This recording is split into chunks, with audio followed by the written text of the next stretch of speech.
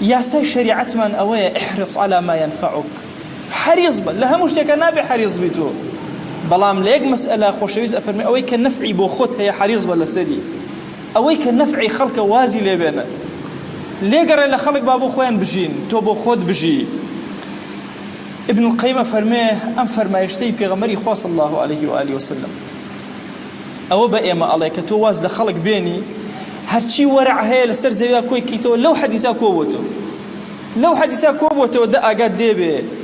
بزانە چۆن مامەڵە ئەکەی لەگەڵ ئەو فەرمایشتەی پێغەمبەرە صلی الله عليه وسلم. ئایا تەنها قسەکردن لە کاروباری خەڵکە ئەکاتە ئەوەی کە من تەداخلم کردبێ لە ئیشی خەڵکە؟ طبعا ئەسێ لە ڕووی علم النەفسەوە ئەو کەسەی کە پێوترێ فضولی زۆر پرسیار لە خەڵکەکە زۆر لە شتی خەڵک ئەکۆڵێتەوە ئەوە نەخۆشی دەرونی هەیە تەواو نییە، هەست بە نوقسانێک لە خۆیاکە ئەوێ بەوا پڕی کاتەوە بۆیە باسی خەڵکەکە. ئەگەنا کەسی بەهێز ضرور نییە بەوەی کەوا باسی خەڵکەکە، هیچ ڕەبتی بەوە نییە، هەمیشە هەوڵ ئەدا لاریەکانی خۆی ڕێک کاتەوە هەنگاوی گەورە بنێ، پەیوەست نییە بەوەی کە بێت باسی خەڵکە لە ڕووی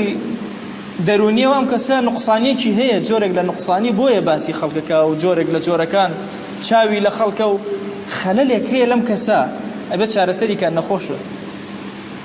بابچینە خزمەت ابن القەیم بزانین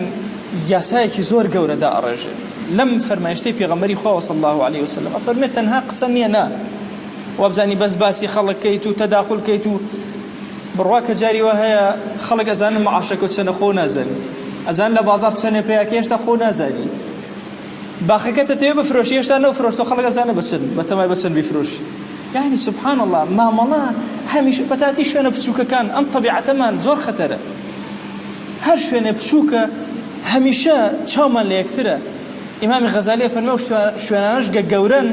هاوپیشەکان ئاگایان لە یەکترە کە نابێ ئاگایان لە یەکتر بێ، حەقیان نییە بەسەر یەکترەوە. دراوسێ دوکانەکە چی ئەفرۆشێت چۆن ئەفرۆشێت چۆن مامەڵاکە تۆ حەقت چییە بەسەریەوە؟ وەڵا ئەوە من بەوەنەی ئەفرۆشم دراوسەکانم بەوەنە گرانتری ئەفرۆشم، دیارە متابعەی دراوسەکە تێکردووە لە شتێکە سەری هەڵقوتانە و زمانە تێبەرداوە کە ئیشی تۆ نییە، ئەوە ئیشی ڕەب العالەمینە محاسەبەی خەڵکە، خۆ تۆ نیت